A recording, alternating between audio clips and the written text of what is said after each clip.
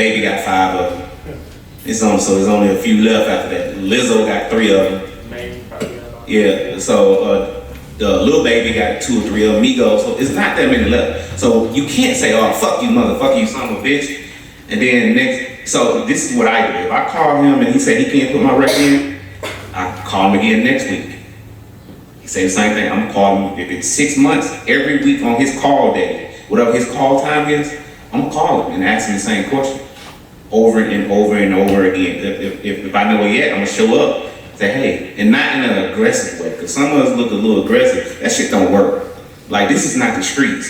Trying to pump people and run up on people. If you touch this man or her or me or him, we all gonna get on the phone. If we don't fuck you up first, we gonna get on the phone, say, hey man, you know dude over there, man, he tried to have his goon jumping. Then you banned all around the country. You gotta learn how to accept no. And that don't mean your song is whack. That just means that man only got 35 slots. Every traditional radio station, I think now is up to like 90 of the traditional main radio stations. They only got 35 slots. Hey D, could you tell them about how much it costs in radio promotion? I don't know that. I don't know nothing about that. You don't. Well, I'm going to tell you something I learned from the man in red. No, you didn't. See, the man in blue and yeah. You remember that from Al. Okay, for all of you that are worried about hearing your song on the radio, and I'm talking about terrestrial radio, the major labels make sure that independent artists don't get on terrestrial radio. No, they don't. Yeah, right. Okay, I thought you weren't going to talk about it. That's not true. iHeartRadio and Radio 1, they are corporately owned, controlled radio. Yes. And they know that independent labels tend to come and go. And they like that steady flow from the big three, Warner, Sony, and Universal. That's not true. See, so I'm going to get into it a little bit. So let me finish before Okay, go ahead. Okay, so number one, to get on the radio and to be added, I don't think anybody in this room has that kind of cake that they could do that to get an ad on a legitimate P1 or P2 station. Would you agree with that?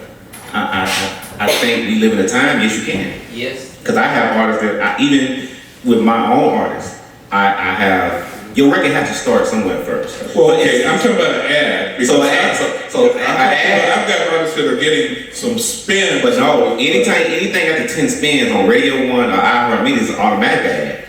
It's automatic. So if you play more than 10 times a week, it's automatically considered an ad. So if you can get the mix show player, if you can get most of these big city stations got 7 or 8 mixers. If you can get 1 or 2 of them to give you a spin a day, one of them to actually hit you a little bit more, you get an ad. So I get what C is saying, and C so basically you gotta have a budget. You do have a goddamn budget, but the budget is not to actually walk up to the radio station and say, here go a check, radio station, play my record. So for me, it costs me gas money to drive to St. Louis and drive here and drive there and drive there. So it's people like me across the globe that we have relationships and we able to beg people over and over and over and over. And we still told no, because what he's saying is partially majors. Like all the people I named are all majors, so they got these radio slots tied up because they keep dropping abundance of hit records, and DJs becomes fans. So it starts with creating relationships. So if you Chris Brown, and if you come into St. Louis and you go to a high school for the program for Lil D, who's the program director at St. Louis now, and Chris Brown go to his daughter's high school, guess what? He gonna keep fucking with him. He just made him super dad at home. So that's what we do with the baby. So, and that's what we did with the baby from the beginning. We, as he grew and grew and grew, and even now that we consider the biggest artist in the country, we didn't forget where we came from. A lot of times artists forget where they come from. We still go do the same little shit. Same thing with Stunning for Vegas, same thing with Black Zach. I just, personally, I saw it myself. I know what this man is capable of. He pulled up to 89.5, the college station, and in a regular white van, just full of promo. Nothing more, nothing less. Just like you, this is the first time around ever doing it. So, I mean, so like I said, what C is saying is correct. You definitely have to have a budget. But it's more of a, even with a budget, if you don't know the right people and don't have a relationship, shit still ain't gonna work. You can have, I've seen basketball players, football players, all of them blow millions of dollars trying to do this shit. Cause they thought they had money, they just thought you can just go buy people. No, like, because we live in a world now, like Billboard just came out with an article about payola. Coach K said this on national TV, national publication. Like, so people's not saying, give me that money, because everybody is nervous. So did you see the dollar amount that he said? Yes, and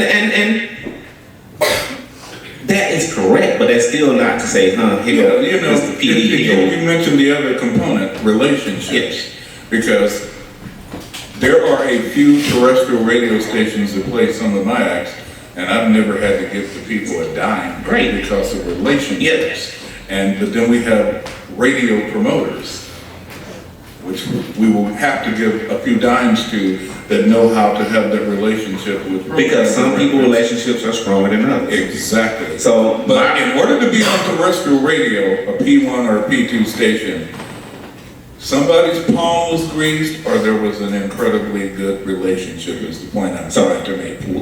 We have to just send in the record. No, that's not gonna work. You gotta I have to sign a letter, because I do every single record. I do everybody record. Anybody you can name, you can just throw out a random name. I do a record. They gold and platinum plaques. It's probably on my wall somewhere or sitting on my floor.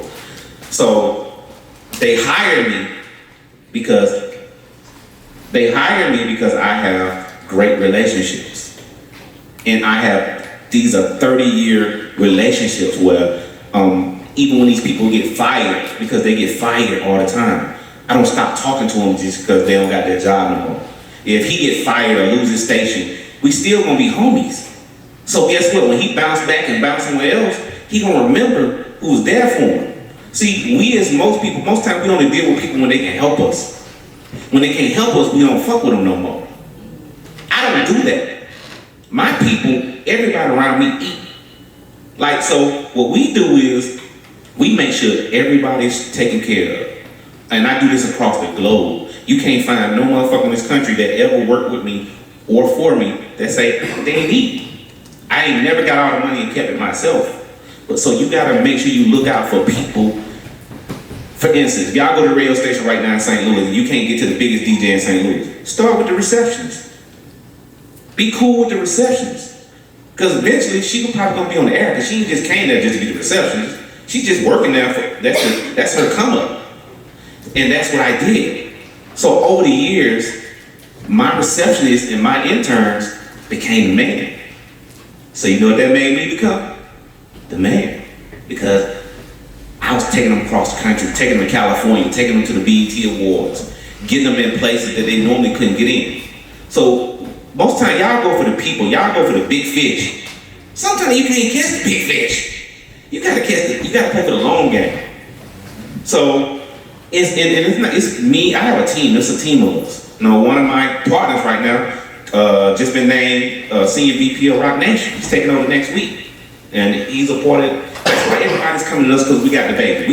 Even though the baby signed the Interscope, we do everything ourselves. We didn't leave it up to Interscope. That's what I want to tell y'all too. If y'all sign a deal tomorrow, do not depend on the label. Because they don't know what the hell they doing. They have no fucking clue. We also need you guys to do your part too, because a budget and relationships mean nothing if you don't give us a good product. Yep. If you want to be in a magazine and you don't have quality photos, or you don't know how to dress appropriately, or you don't know how to articulate when you're being interviewed, you're not giving me something quality to present to people. If you're going to go to the radio station, you have all the budget in the world. If your song is horrible, you can't blame them, you can only blame yourself. And then you have to consider that every person that you're trying to build with is a human being as well. So don't just look at it as, oh, this is a DJ, or oh, this is a radio personality. They've been through things, they may have tried things. Like I know in particular, we've had instances where we had DJs that just wanted to help. And by them wanting to help and play certain songs and mix shows, they've gotten in trouble or lost their job because the artists didn't have their paperwork how they were supposed to. And it's not only up to them to say, we want to play this song. They have rules that they have to go by as well. So it's up to you guys to do what you need to do so that when you get in those positions with us, we can take care of each other. Yeah, just make sure your business is correct. Because I got let go from KPRS, it's a Heritage Urban Station in Kansas City. I lost all my relationships except for Dorian. You were one of the few people that actually kept in contact with me. And the artists, when you see any station post your music, repost it. It takes less than 5 seconds. Our iPhone records from our Rockford station, if I like it, and I see you doing the work, I can play it on my Pittsburgh mix. Pittsburgh is a Heritage Urban Station. And it reports to Media Base and BBS. If I see you doing that work, I can fight for you with the program director. I know it's independent, but they're doing the work. It's a great record. I stand behind it. Also, there are a lot of artists. There's an oversaturation of people that are rapping in particular. And many of them are really not very good. And that's an objective opinion of mine. But many music artists, if that's what you want to call them, they tend to be subjective about what they do. And they think what they do is great and that everybody else is not feeling it. I think that SoundCloud is one of the worst things that ever happened to the music industry, because anybody and everybody can put music on SoundCloud and there's no vetting process as to whether it's good, bad, ugly, or indifferent. So with that having been said, I see many people post on Facebook, if I get 50 likes on this post, I'm releasing my new single on SoundCloud tonight. Well, most of the time, those records are not mixed, they're not mastered, they sound like shit be damned, and it's like, the average Joe Blow and Jane Doe, they're not that discerning to be able to know White Castle from Steak and Shake necessarily. They just, oh, my homegirl, she put out a new record, or my homeboy put out a new record. And it's like, this is where we are, because it's made so easy. You know, all the people that have home studios in their basement, bedroom, or bathroom, and they're making records, no longer do they go to professional engineers to make sure the EQ on that record is right, the limiters and the you know, everything. It's just where this music business is nowadays as compared to how it was when I first got in it, it almost makes one want to cry. But because I deal with a lot of the young artists, I've had to learn how to adapt to the dummy down process. But I will not let that come out on my kneecap label, because I have a standard that has to be met, and I can't do the whack. I can't do it. You know, go get an opinion from someone besides your homeboy or your cousin, you know, when you make something. You know, go to somebody that would be an impartial arbiter and let you know whether that stuff is banging or not. Because some of the stuff that some of you all play for me, sometimes it's not hitting. Now, I realize that there are a lot of nationally known artists that sometimes put out things that are, you know, maybe not too palatable, but the difference between them and you is they already have a following, they already can play at a concert hall, they can go on tour and you can't. Oh, sorry to cut you off. I have a question in my ear. Jasmine was asking about contracts. Does anybody can speak on 360 deals? I can. And I mean, this what me and Sid gonna be a little different. So, and I think we get different. Me personally, I'm on the executive side, and I was an artist also.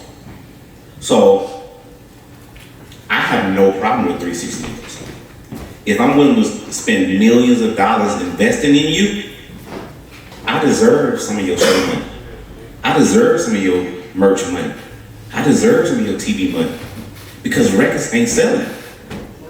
So how am I gonna make some money if I spend millions of dollars on you and just concentrate on record sales. There's people that's not out here selling records but making $70,000 a night doing shows. So the person that made them, that person ain't benefiting. So me as an executive, me having my own label, me being an A&R director, if I can't sign a 360 deal, I'm not signing it at all because it's not beneficial. If it's not beneficial, why the fuck I'm even do it? Like, if anybody can get people to invest money in me, if you don't think that person that's investing they hard-earned money in you deserve a percentage of everything you make for a certain amount of time, it don't gotta be half, but I'm talking about 20 and 30%. And anybody that signed to me, everybody that signed to me, are all in 360 deals. I'm getting a percentage of every, you got there go sell hot dogs, I want a fucking percentage. Because I'm the one that got your motherfucking hot dog seller. So that's just me. Like, I mean, and I was an artist, but I was begging for somebody to invest in me. Now I'd have gave them half if I could find somebody gonna put 100,000, $500,000, $1 million. I'm spending. I had like the little girl you was talking about. He never knew this little girl. Nobody had never heard of her. My wife actually discovered this little girl. I had this little girl getting $7,000, $15,000 a show, 100 millions of views on YouTube at 11 years old. I deserve a percentage of everything, TV shows, everything. And not just her, I got a bunch of artists. I'm getting everybody. So if I see somebody here tonight I like, if you're not willing to sign a 360, don't even have a conversation with me. Cause I have a question for you about 360 deal. Go ahead. Since you're such a proponent of it. My question. And I get some publishing. And I ain't write shit. You are making my question become more difficult. Okay. Tell me what you see as the major difference between a 360 deal with a major label as opposed to a regular recording contract, considering that in a regular recording contract, you don't make dime one until they recouped. So with the 360 deal, as the investor in a 360 deal, isn't it the same that the artist would not make dime one until the investor recoups to the point that you all can share in the merchandise, the live shows, the publishing, the TV shows, the hot dog stand, etc.? Yeah, but it's all, for instance, because even if you have, if I sign with y'all as an independent label, as an independent artist, when we go to Atlantic or 300 or whatever, they gonna want a 360 deal. So I just did one of those. But in turn, it's depending on how hot you is and what you know what you're talking about. For me, every deal I wound up doing with the majors, with my artists, I still own my masters. So I took less money to own my masters. So everything is negotiable. Like just because it's a 360 deal, you don't have to say, okay, this is the standard 360 deal, I'm gonna sign this. You can negotiate still. You can negotiate percentages, you can negotiate publishing size, you can negotiate rights, concert fees, you can negotiate all of that stuff, and that's what I tend to do. So my question really is, as Bob Dylan said once, you gotta pay somebody. In other words, what you're endorsing here is the concept that whether it's a traditional recording contract, you owe, and whether it's a 360 deal, you owe. Yes. So at least with the 360 deal, perhaps your investor might put you in positions where you can do paid shows, which that will not happen with a major record label because they don't get involved in the paid shows and all those other things. All the labels now have partnerships. So, I don't know, y'all might not even know this. Rock Nation is Live Nation. I don't know if y'all know this. That's not The Rock. That's a Live Nation owned company. They're financed by Live Nation. So everything they sign and every deal they do is based upon touring and shows because Live Nation owns most of the venues. Yes. So that's all it's about. All those $200 million deals, $300 million, all that's about touring. They giving Jay-Z $200 million because him and Beyonce can go out and tour. And they're gonna make that back in a year. And they don't see a dime until they make their money back. So your favorite artist, the world greatest, is in a 360 deal. Anybody that's probably on a major label right now is in a 360 deal. But this is how it works though. I'm crazy for it. See, I'm gonna show you how a 360 deal ain't bad. The majors only collect on the big venue tours, the stadiums and things like that, because they're not sending nobody to the hood to get that $70,000 that you get tonight. So get this, they help you, but the only thing they're collecting on is the actual checks from Live Nation or AEG or one of these big touring companies. Because they're not sending nobody little Pookie to collect the drug ones and count all the ones in the back, that's $70,000. So you keeping all that.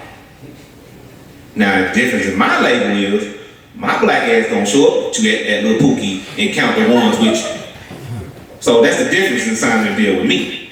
I'm gonna be everywhere you go, I'm there.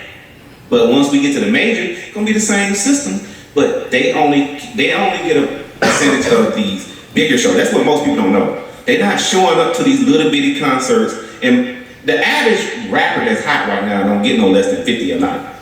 Anybody that's popping ain't getting no less than 50. The baby get 200. So that's a lot. And I think he do average of 2-3 shows a day. I remember one day he did about 800,000 one day. So don't be afraid to sign a deal with somebody that's going to invest in you.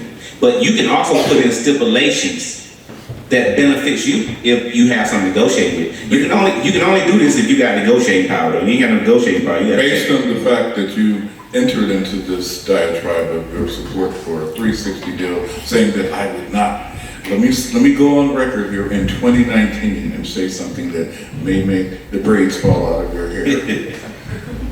What I'm opposed to in the 360 deal is the traditional one that they just stick out before you and think that you sign.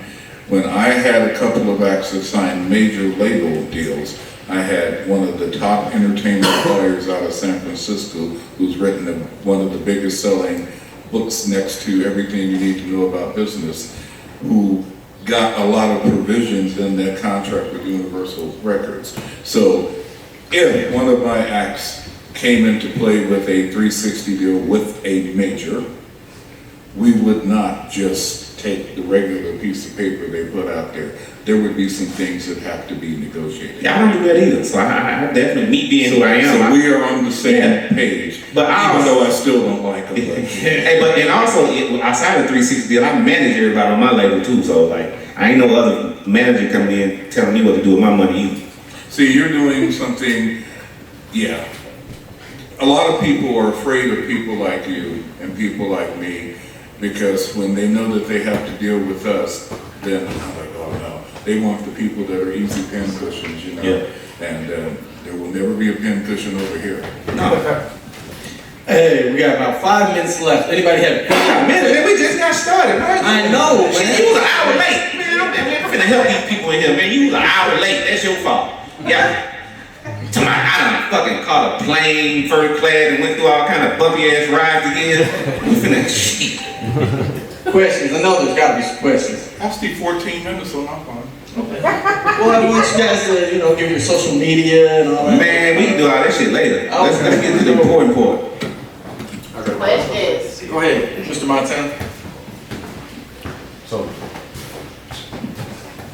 You don't need a deal. Look at that damn watch.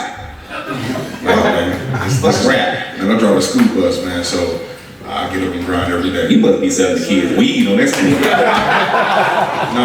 what I do is I keep them in line, man. Instead of giving them bus tickets, I set them down and I explain to them, what they do. My bad, I'm doing, I don't want to throw you off that question, man. You trying to throw us out. Question is for my man's over here. So, program director, sent a song out to my peoples out in Atlanta that I rock with and deal with. They went to a radio station, and the DJ there told them that when they started looking for the artist's music in the system, they said that my music didn't pop up, that it hadn't been registered in, I guess, the DJ pool.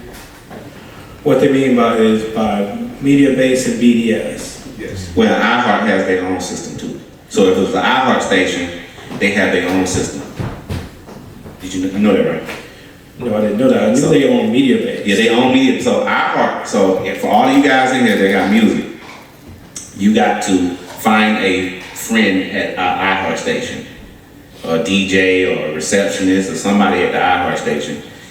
and have them register your song. You have to send them the WAV file of your song and all the information, and they have to register for it. Media, and then with Music Choice, they don't even play your song if you don't have all your publishing set up. If all your publishing is not set up, so in Media Base is how you register is at digital. It's digital. They do. Huh? iHeart Media Base, Yeah, they're taking a program that runs the stations. Yeah. iHeart got a lot of stuff. They just bought an internet radio broadcasting company and a major podcast company. I was just with Radio One that's where I just came from. I just came from Radio One. All their programs was in DC. So these are things like that you have to be aware of. It's called Urban One, which is Radio One. So Google owns YouTube. and Google owns YouTube, and they own a label, 300 Recording. That's Google.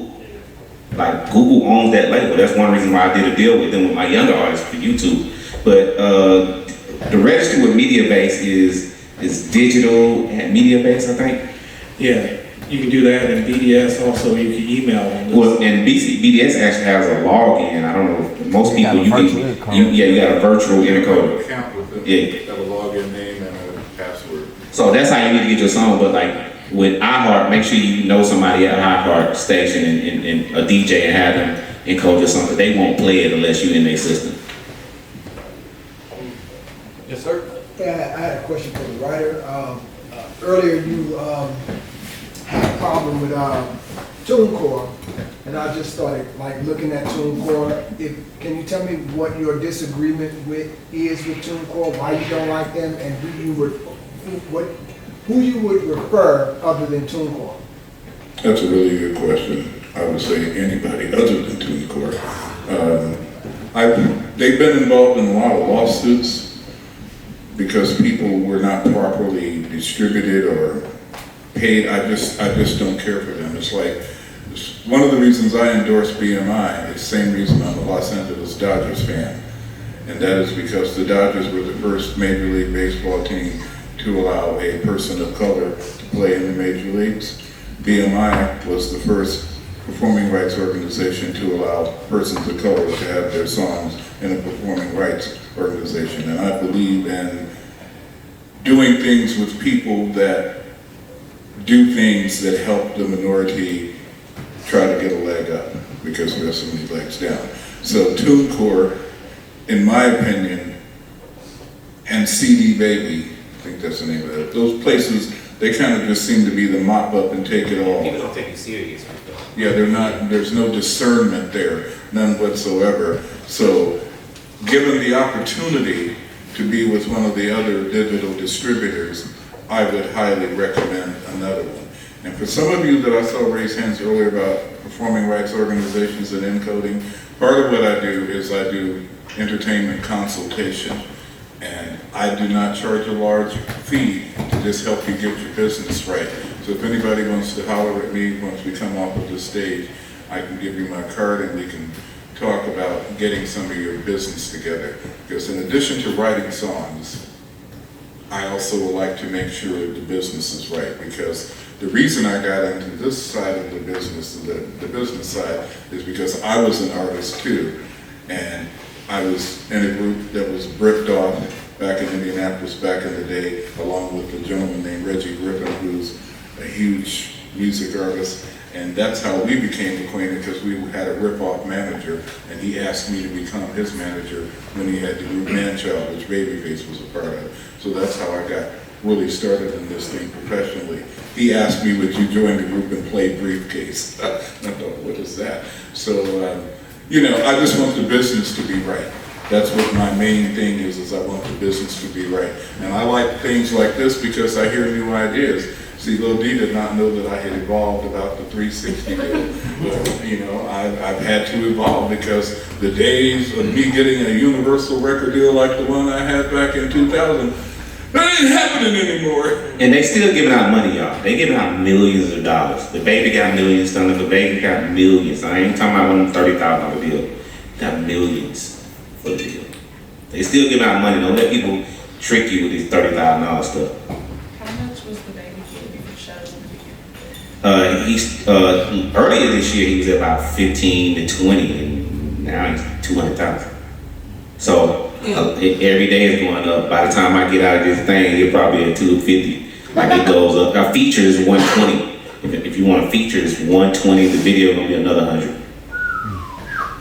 You know, some of these artists that are big artists that you don't see them on tour all the time, one of the reasons why is because their performance fee is so high. Like Drake, his performance fee is astronomical. Yeah, he's 500 to $1 million. Yeah, Cardi B, you know, people like that, you say, oh, look, why should they come to town? Well, I mean, for only person that can bring Drake to town would be Live Nation. I'm gonna be honest with you. What the people that pay that kind of money, because y'all can't. I'm gonna be honest with y'all. Only dope boys. They just flexing for the hood. That's who paid the 200,000, 300. They don't care whether it's 5 people now, as long as they neighborhood now. That's all they care about. So, and we don't mind taking that 200,000. A little insider information is something about how my dealing with younger people and staying on top of that helps even a legendary person like Babyface. When I was out in LA in August, whatever it was, and was with him, he was telling me that Drake had been calling him, wanting him to get on a hook. And he was like, I don't know about that. And he said, I got a lot. I said, boy, let me tell you something.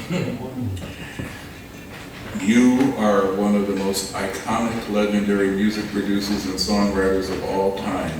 But the 13 to 17-year-olds that I'm talking about, that LGBTQ, that young community, they might know some, oh, he wrote that, okay, they don't know who he is. I said, but if you get on a hook with Drake, it will do something to that Babyface career. He hadn't thought about it like they said, damn man, I agree. So there you go. And we do the same thing with Static. Like, I don't know, I'm Static Major, I manage Static Major too. We keep a song on the Drake album. Like, we, you know, like Static, like, yeah, he died in 2008, but we had 3,500 songs. We still have 30. Yeah, so what he was saying earlier is something that, what a lot of people don't know is Pony was never mixed and mastered. Genuine actually stole the record out of the studio and ran away from Devontae, and Epic Sony just put it out the way it is because they couldn't even get the files to master it. But Static owns 100% of their song because he wrote it, the whole song. So we keep a song on the Drake album. I did not know that. Keep getting nominated for Grammys. Static owns the Aaliyah category, everything except for the first album because R. Kelly did it. But Static did Rock the Boat and all that stuff.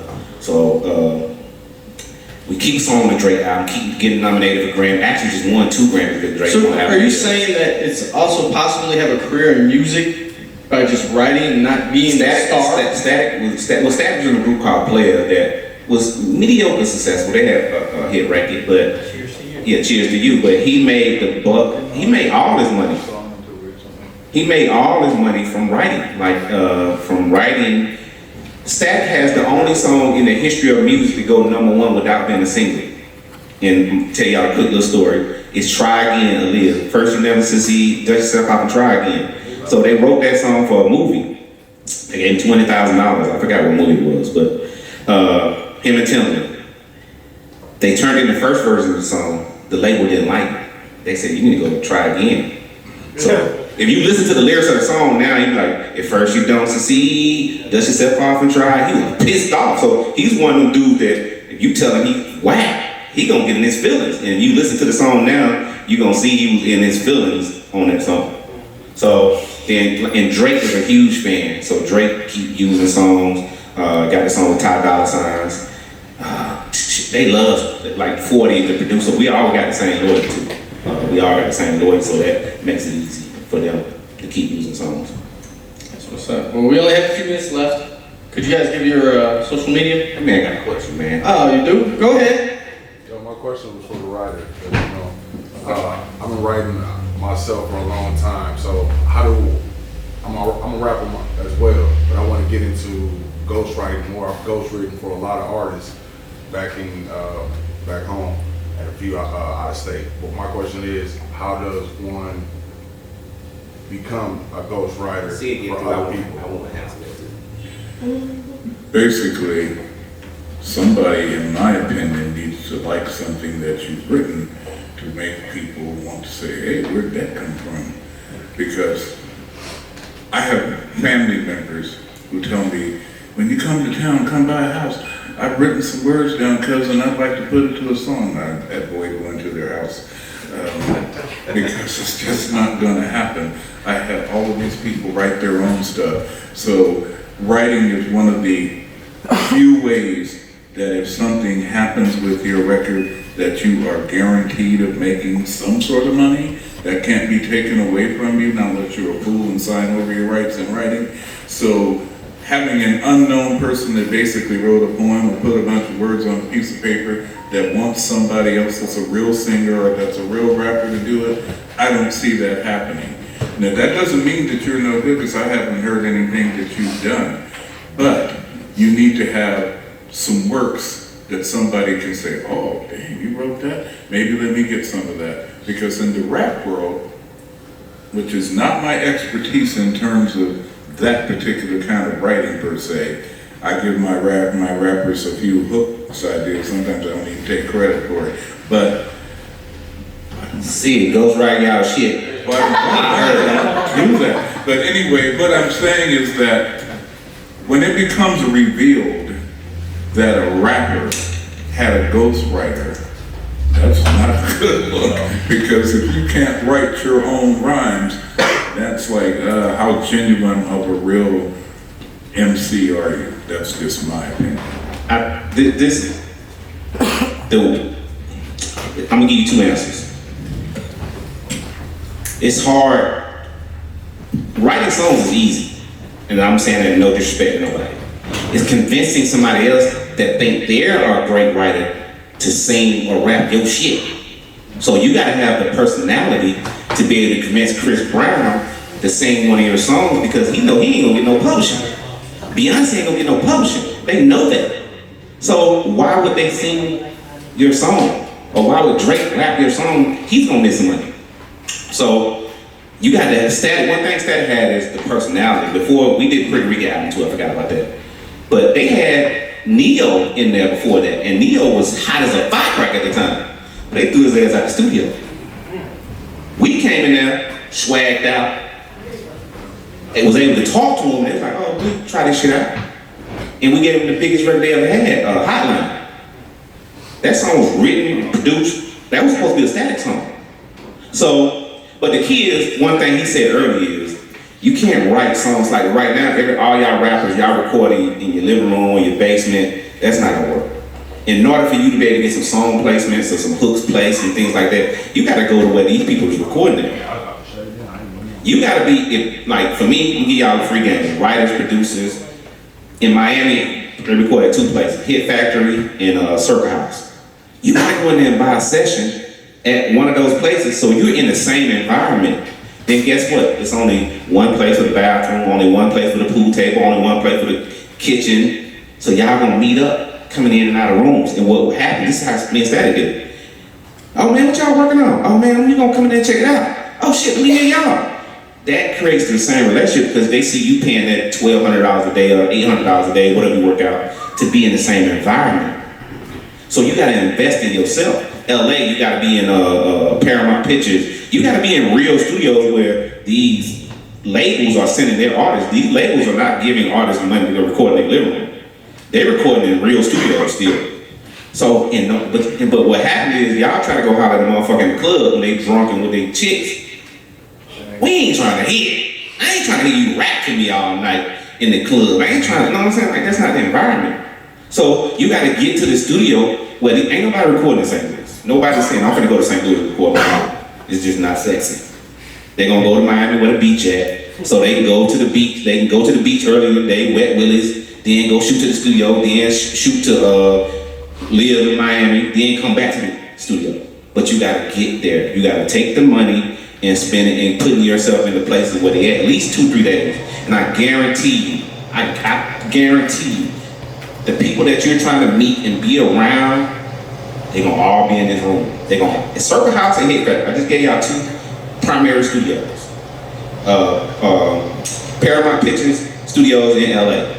Those are the 2, that's the one place in LA. So you gotta put yourself in that environment. Doppler in Atlanta. Yeah, Doppler in Atlanta. Like, you gotta put yourself in those environments. You say where at in Atlanta? Doppler. Doppler? Yeah. I know this young rapper that's from Detroit originally, but has lived in Charlotte and Atlanta, and he likes to stack up his money because he works a job. And in my opinion, all independent artists should have a job because you have to have money to invest in yourself. And if you're a dope person, just be prepared to have Vaseline when you go to jail. But anyway, this guy happened to be in Doppler and happened to, as he said, the exact story, go to the bathroom, and he happened to see some of his rap idols in there. And it was like a conversation like, oh, you in here? I said, yeah, let me come into your room. Like there's a studio A, studio B, studio C. So that big name rapper might pop in there and see what your stuff is sounding like. And if it's sounding like something, you might go, oh, okay, hey, you know. But if it's whack, I don't think I need to say anymore. That's how Baby, I'm gonna tell you like that. That's how Baby met Stunner. That's how Baby met Stunner for Vegas. Stunner paid him for a feature. And I don't know if y'all heard the verse, but he said, 18 said, I made a young nigga rich in 6 months. Yeah. The Stunner deal is bigger than the Baby's. Stunner's really a millionaire. His deal is bigger than the Baby's. Let me ask you a question real quick, since you were having a lot to do with Baby's career. Do you give him advice and investment to make sure he's not one of these young, rich rappers that goes broke? He's one of the smartest, hardest working people I have ever met in my life. The label he created, $1 Billion Entertainment, is for his friends. He gave them, and that's who Stunner for Vegas signed to. He created an opportunity for his homies and fans, his friends, to eat. I ain't seen no Lambos. Like he take care of his kids. Like I ain't seen no Lambos. I ain't seen no Ferraris. I ain't seen none of that shit. So he doesn't have 8 kids like you? No, he don't got 8 kids. He got his kids that he started in the business with. He leave, like he come do the show, get on the private jet and leave. There ain't no 5 or 6 groupies around. Like he don't like. He's very. He went to college too. Like he's a very. No. Then it's 4 or 5 of us that's really smart around him. Just like you, Adam, with your good friend Nelly, he has done a lot of things with his entrepreneurship to make sure that his pockets stay fat for the rest of his life. Because he's only really had a couple of hit songs, so it's not music where he's popping, it's all those other things that he does. So when artists take the time to invest in getting a feature, how can they be strategic with that? When independent artists take the time to. I'm gonna tell you, a lot of y'all mess up that. Y'all go out here and pay these $20,000 features, can't even get them shits cleared. So iTunes, the label gonna snatch them off iTunes, they gonna snatch them off of SoundCloud, YouTube. I do it all the time. You can go, my artists do this shit for free. If you ain't gave me no motherfucking paper, I'm snatching it down. So I used to be mad at that when I was an artist. But then when I became a businessman, I understood it. You can't have your artist just jumping around being on everything that's out and they got the #1 song in the country. So what you gotta do is make sure when you're getting that feature, that shit is cleared from the label. That artist is signed to somebody. If you go do a song with a Sid artist, they sign to Sid. So then you gotta come clear with him. They might do it free. But in my situation, my artist might do it free, but I might want $100,000 to clear. So people go out here and Lil Boosie in town, Lil Wayne in town. Lil Wayne is signed to Cash Money. Cash Money is signed to Universal. So if you don't got none of this paperwork cleared, it's just gonna be a song for you and your homeboy to ride around and listen to. So that's the question you was asking. So you gotta make sure that, hey, is this the clearance? That the label, like give me a label rep. I really gotta get an attorney, man. I'm gonna be honest with you. And you can't get the same attorney that handle your dope cases. You gotta get an entertainment attorney. Right, there's a female rapper out of Cincinnati, and she has Future, T.I.